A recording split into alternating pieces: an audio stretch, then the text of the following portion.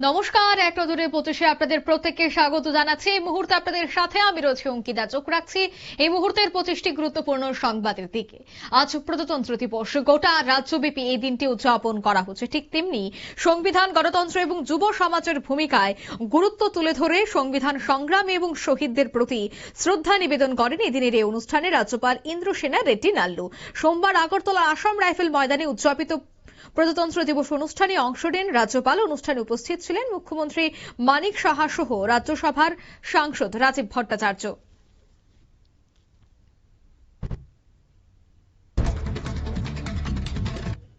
সাতাত্তরতম সাধারণতন্ত্র দিবস উপলক্ষে রাজ্যবাসীকে শুভেচ্ছা জানিয়েছেন রাজ্যের মুখ্যমন্ত্রী মানিক সাহা। মুখ্যমন্ত্রী সামাজিক মাধ্যমে লিখেছেন, চলুন একত্রতা, অখণ্ডতা এবং ন্যায়পরায়ণতা বজায় রাখার অঙ্গীকার করি। তিনি তার পোস্টে গর্বের সঙ্গে ত্রিকোণীয় পতাকা উত্তোলনের ছবি শেয়ার করেন এবং জয় হিন্দের বার্তা দিলেন। ৭৭তম প্রজাতন্ত্র দিবসের প্যারেড অনুষ্ঠানে সোমবার আগরতলা আসাম রাইফেল ময়দানে 16টি দল সহ পুলিশ, আধা সামরিক সেনা এবং স্বেচ্ছাসেবী সংস্থার জওয়ানরা প্যারেডে অংশগ্রহণ করেন। সরকারি নির্দেশ অমান্য করে কাকরাবনে এক বিলেতি মদের দোকানে মদ বিক্রি করছিল। খবর পেয়ে পুলিশ অভিযান চালিয়ে দোকান থেকে 236টি মদের বোতল বাজেয়াপ্ত করেছে। বাজেয়াপ্ত করা মদের বাজার মূল্য প্রায় 50 থেকে 55 হাজার টাকা।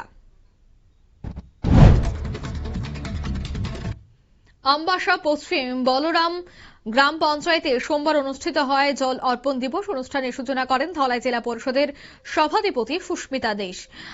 ডিডব্লিউএস আমবাসা ডিভিশনের উদ্যোগে জল জীবন মিশন প্রকল্পে দাসপাড়া এবং দেবপাড়ায় বাসিন্দাদের জলের সাপ্লাই প্রদান করা হয়।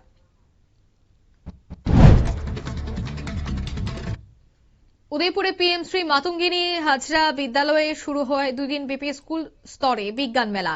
বিদ্যালয়ের স্তরের দুদিনের এই ব্যাপী অনুষ্ঠানের মেলার উদ্বোধন করেন মাতাবাড়ি বিধানসভার বিধায়ক অভিষেক দেবরায়। মেলায় শিক্ষার্থীরা 53টি বিজ্ঞান ভিত্তিক মডেল এবং প্রকল্প প্রদর্শন করে।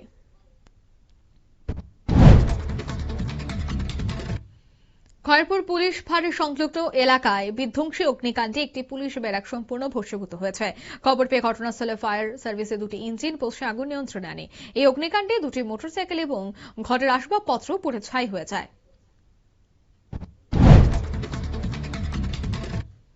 ত্রিপুরা রঞ্জি দলের অধিনায়ক মণিশঙ্কর মোরা সিংকে সংবর্ধনা জানালো ব্লাড মাউথ ক্লাব। রামনগর 1 নম্বর ওয়ার্ডের স্পোর্টস পার্কে ব্লাড মাউথ ক্লাবের পক্ষ থেকে মণিশঙ্কর মোরা সিংকে সংবর্ধনা জানানো হয়।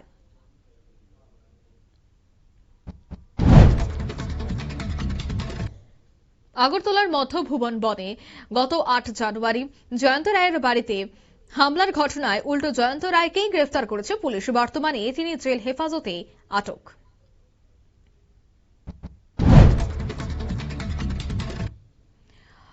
বিলোনিয়ার বড়জ কলোনি এলাকায় সীমানার রাস্তা নিয়ে বিবাদের জেরে শিক্ষক সমরকান্তি ভক্তকে ছুরি দিয়ে আক্রমণ করল প্রতিবেশী পীযূষকান্তি রায়।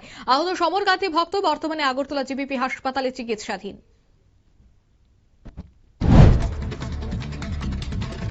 ৭৭তম প্রজাতন্ত্র দিবস উপলক্ষে বিশালগড় মহকুমা প্রশাসনের আয়োজনে একাধিক ত্রুটি নিয়ে তীব্র প্রশ্ন। অফিস টিলা কালীবাড়ি মাঠে আয়োজিত অনুষ্ঠানে ত্রুটিপূর্ণ সাউন্ড সিস্টেম এবং জাতীয় পতাকা উত্তোলনে গুরুতর অব্যবস্থার নজরে আসে।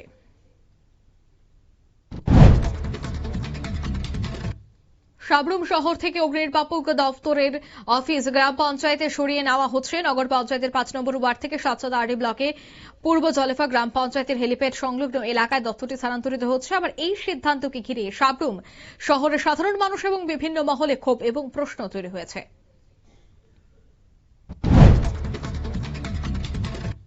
যথাযোগ্য মর্যাদায় সাধারণতন্ত্র দিবস উদযাপন করা হল ত্রিপুরা প্রদেশ কংগ্রেস ভবনে। এদিন আগরতলা কংগ্রেস ভবনে এক অনুষ্ঠানে জাতীয় পতাকা উত্তোলন করেন ত্রিপুরা প্রদেশ কংগ্রেসের সভাপতি আশিস কুমার সাহা সহ অন্যান্যরা।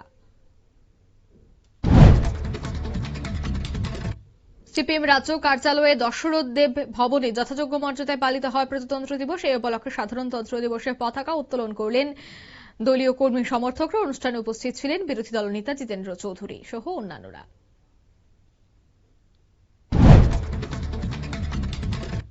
আগরতলা বিজেপি প্রদেশ কার্যালয়েও যথাযোগ্য মর্যাদায় পালিত হয়েছে প্রজাতন্ত্র দিবস। উপস্থিত ছিলেন রাজ্যের মুখ্যমন্ত্রী, এছাড়া বিজেপি প্রদেশ সভাপতি সহ অন্যান্যরা। জাতীয় পতাকা উত্তোলন এবং দেশাত্মবোধক কর্মসূচির মধ্য দিয়ে এই দিনটি উদযাপন করা হয়।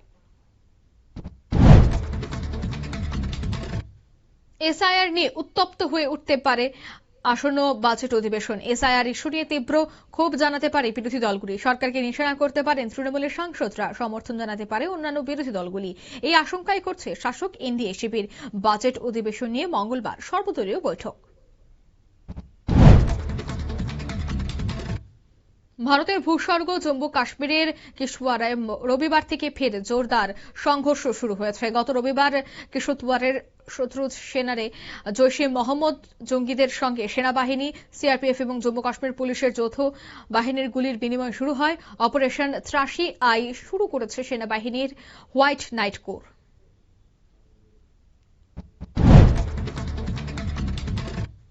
ছত্তিশগড়ের বিজাপুর জেলায় কারিগোট্টা পাহাড়ে মাওবাদী বিরোধী অভিযানের সময় আইইডি বিস্ফোরণ। নিরাপত্তা বাহিনীর 11 জন সদস্য জখম হয়েছেন। আহতদের মধ্যে ডিআরজির 10 জন জওয়ান এবং কোবরা বাহিনীর এক সাব ইন্সপেক্টর রয়েছেন।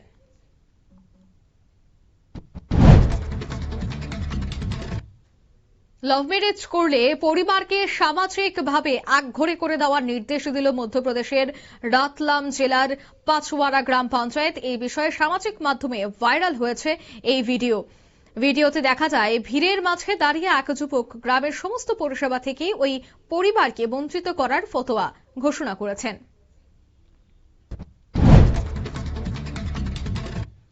সাধারণতন্ত্র দিবসে তাজমহলে প্রথমবার জাতীয় পতাকা উত্তোলন করল হিন্দু মহাসভা। জাতীয় পতাকা উত্তোলনের পাশাপাশি সেখানে জাতীয় সঙ্গীতও করা হয়। ঘটনার ভিডিও সোশ্যাল মিডিয়ায় ভাইরাল হতে বিতর্ক শুরু হয়েছে। হিন্দু মহাসভার দাবি, মুখ্যমন্ত্রী যোগী আদিত্যনাথের নির্দেশে এ উদ্যোগ নেওয়া হয়েছে।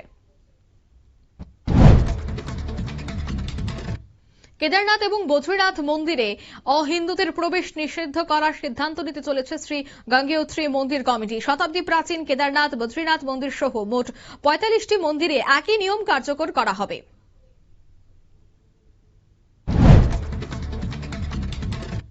বোর্ড অফ পিসে যোগ দিলে জম্মু কাশ্মীর ইস্যুতে হস্তক্ষেপ করতে পারে আমেরিকা। এই আশঙ্কায় বোর্ডের যোগ দেয়নি ভারত, এমনটাই মনে করছে পাকিস্তান। দেওয়ার আমন্ত্রণ এখনো গ্রহণ করেনি ভারত।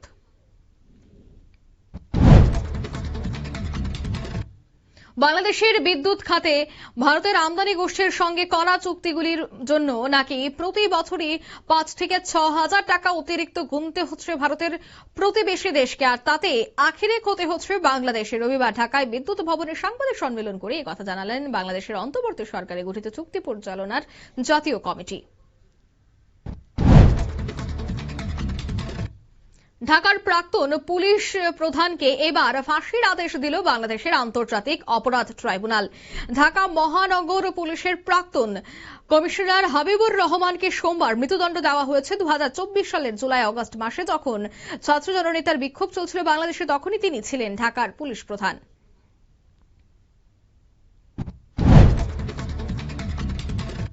উত্তর পূর্ব আমেরিকায় তুষার ঝড়ের মাঝে ওড়ার সময় আচমকায় ভেঙে পড়ল যাত্রীবাহী বিমান। মার্কিন স্থানীয় সময় অনুযায়ী রবিবার রাত 8:45 নাগাদ মাইনে প্রদেশের বেঙ্গল এলাকা আন্তর্জাতিক বিমানবন্দরে দুর্ঘটনাটি ঘটেছে। ভেঙে পড়ার সঙ্গে সঙ্গে আগুন ধরে যায় বিমানটিতে।